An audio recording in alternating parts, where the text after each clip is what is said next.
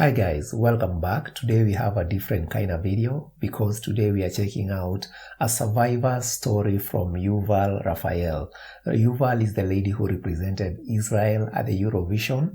She was amazing, but in today's video she's talking about how she survived the Nova Music Festival that happened in October 7th. There was an incident there and she was a survivor, and I just want to hear how she survived this awful incident. Let's get into this video and hear her story. Hello, my name is Yuval Raphael. I'm a 23-year-old. I was at the Nova Music Festival with 4 other of my friends. We were 5 in total. In Hebrew, we say we were in orot, like we were in lights. We were very excited. One of my friends waited for that party for like 6 months. It's a very, very big production. We went to the Kanta, to our resting place. And that's when everything started. And I remember looking immediately at my phone and I saw 40 updates, 40 notifications of red alerts. I was pretty calm about it because before October 7th, I was positioned in the army. I was the one that allows Palestinians in for work. There's a lot of Palestinian employees that have authorization to go inside Israel and work and then go back. So still, I was very, very calm. Like I was a pretty calm person. So when I saw all of that, I was like, let's just stay. Like, we're on the Gaza Strip. This is something that happens here. But then after a few minutes, everyone started screaming, like, you have to evacuate. This party is done. So we took all of our stuff. We took the tent and everything, and we just ran to the car. And that's when I saw all the missiles. There was a lot of people trying to get out. So there was a line of cars. We took a left and started driving. The idea was to go to Bar's house, which is 15 minutes away from where the party was in Kibbutz Oraner. When we connected to the 232 road, we started seeing cars going around, like going back to where the party is. And we couldn't understand what was going on. So we asked someone to stop the car. He opened the window and we asked him what is going on. And they were saying that there is probably a terrorist on the road shooting cars. Obviously, we were not taking any chances. And Adar, the one driving the car, she remembered we saw 2 bomb shelters on both sides of the roads. She decided she wanted to go inside the bomb shelter. So we turned around, we parked the car. There were tons of people there. Outside the bomb shelter, inside the bomb shelter. When we went inside, I was constantly with my dad on the phone. And that's when we started hearing gunshots outside. And a lot of the people inside the bomb shelter, they started screaming, it's the military, it's fine. So I'm telling my dad, the military is here, they're handling the situation, it's fine. And then a few minutes later, they started screaming, we have a wounded person outside. And I just deliver everything to my dad back to the phone. Like, that's when the terrorists found us. They went inside the bomb shelter. First of all, they shot everyone that was in the pathway. And then Before we continue, I just love the way she tells the story. Having gone through all that awful incident and surviving, she's very strong in the way she's telling her story. You can tell that she's very well adjusted. I guess because she was in the army. Such a strong woman, but such a devastating thing that happened on October 7th. The military, it's fine. So I'm telling my dad, the military is here, they're handling the situation, it's fine. And then a few minutes later, they started screaming, we have a wounded person outside. And I just deliver everything to my dad back to the phone. Like, that's when the terrorists found us. They went inside the bomb shelter. First of all, they shot everyone that was in the pathway. And then they came inside and they started shooting everyone inside. I dropped my phone. And then what I remember is the pace of the gunshots. It was not like, it was boom, boom, boom, boom, boom, boom, boom. And then the shooting stopped, and because we were on the road, we could hear them going out, slamming the car door, and driving away. And so I looked to my friends, they were alive. And then I looked to my left to the girl that was holding my hand.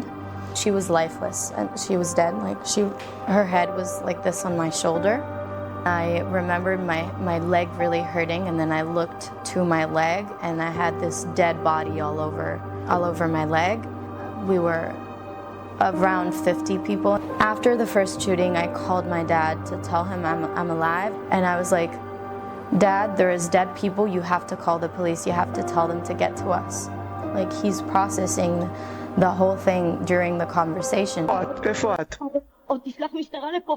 אבא, יש מלא מתים, תשלח משטרה לפה. אני שולח. מתים? אבא, בבקשה, תשלח משטרה לפה, נכון. אני שולח עכשיו. ממי, תהי רגועה. תשארי איתי על הקו, אל תנתקי ממני את הקו, טוב? תהי בשקט. And then there is like a switch that happens to him. He goes like, play dead. Play dead, just play dead, just hang up the phone with me, just play dead. יובלי, רגע, ויש שם מחבלים עדיין? מסתובבים, אבא, תשלחו ניידות. תהי מתה. יובלי, תהי מתה. תנתקי את הטלפון ממני, תהי מתה. And that is actually very good advice, and I think that might be the thing that saved her life. That is very good advice from her dad. Anyway, let's continue and hear the story. I hung up the phone. I told everyone that was in the bomb shelter that every single time that we hear them coming, we have to play dead. Even the ones who got gunshots, they came back inside, they shot again. Every time that they went out, I took my phone and I started calling the police constantly. And they were like, send me your location. And it was very bad signal inside the bomb shelters. After constantly calling the police for 4 hours and them constantly coming inside the bomb shelters, shooting more and more people, I had kind of like a breaking point. My leg felt like it was gonna explode. It was so hot inside. I remember the last conversation with one of the people that answered the phone from the police. And he told me again, there is a unit coming to you.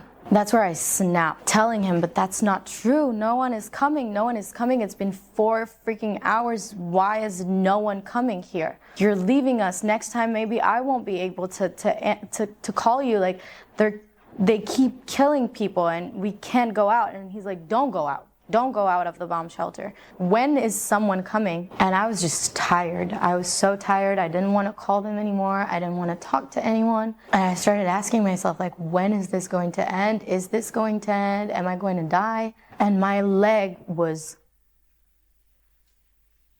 like the hardest part of everything. Like, I could feel my bones in this part starting to crack. And I remember at that point, I was done.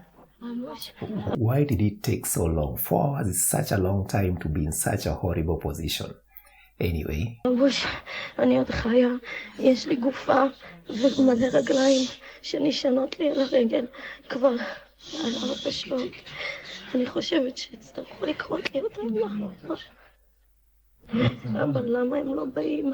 למה אף אחד לא בא? למה?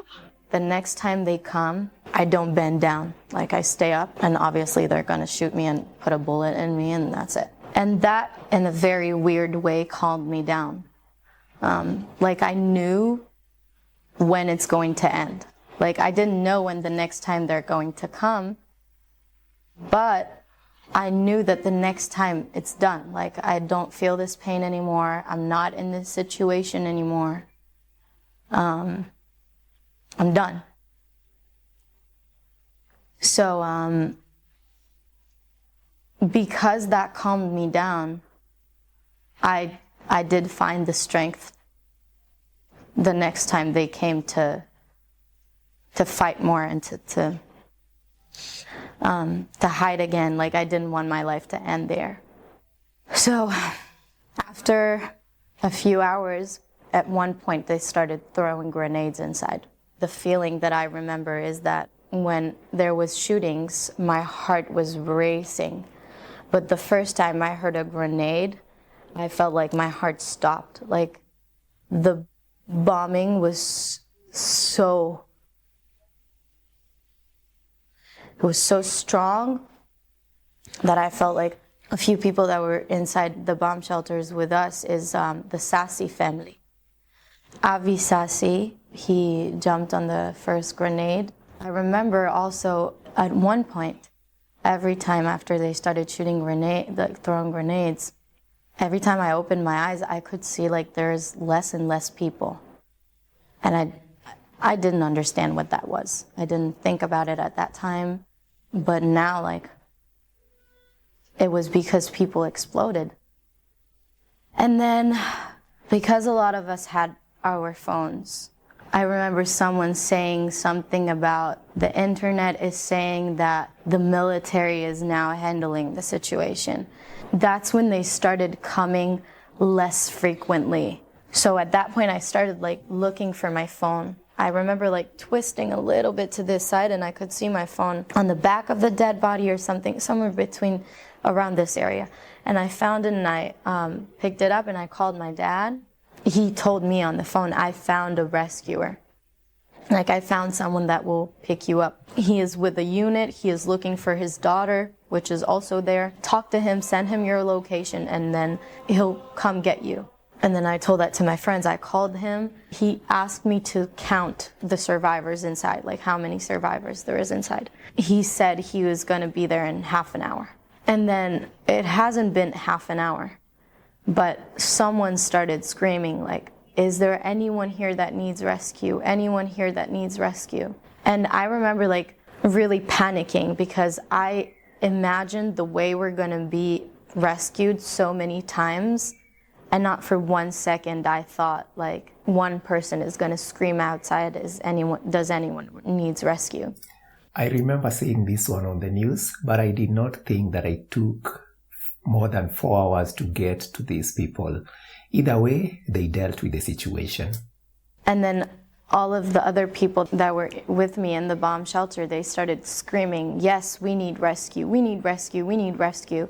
And I remember looking at Bar, my friend, and she's like, we're not getting out, we're not getting out. Also, my dad told her on the phone, there is a lot of terrorists that is disguised as military people. Don't go out, still play dead, play dead. And then I remember this guy coming inside. He had one arm on the wall and the other arm to the pathway with a gun. And he started screaming at us, get up, get up, get up. And then at one point he said, Nitzan, it's dad. And then we looked around to see who is Nitzan. And I saw that she actually got up. So we understood that this was her dad and this was a rescue. We are actually getting rescued now. And so everyone started getting up, like all of a sudden everyone, but I couldn't get up because I had the dead body on my leg. So when Adar, my friend, got up, I looked at her and I was like, you have to take her out. And she looked at me like I wasn't even talking. She was just staring at me like this. The rescuer screamed at her, why are you just standing there? Come on. And then she went to him. And then I saw Ben that got up and I said, Ben, you have to take her out. And I did the same thing. And then he realized, and then he took her hand, he pulled her a little bit and he managed to move her. And that's when I went to go out of the bomb shelter. And I had to step on top of the dead bodies. I looked up and I saw daylight. And I saw a truck and I saw another truck next to that truck. And then I looked to the side when I completely got up and I saw 2 soldiers leading down with the guns.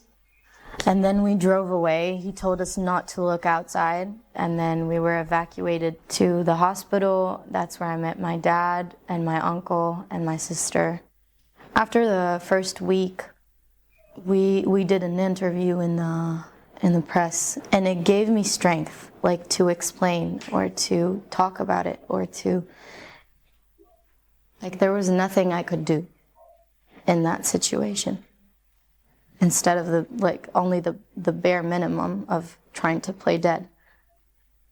But now I feel like this is my way of fighting this. Like, it gives me my strength back to explain and to talk about it and to tell people and to maybe make a change, hopefully, of people understanding what had happened. So it's kind of the way to fight them back. That helps me heal a little bit because it helps me feel like I am fighting back. And also, this cannot happen again.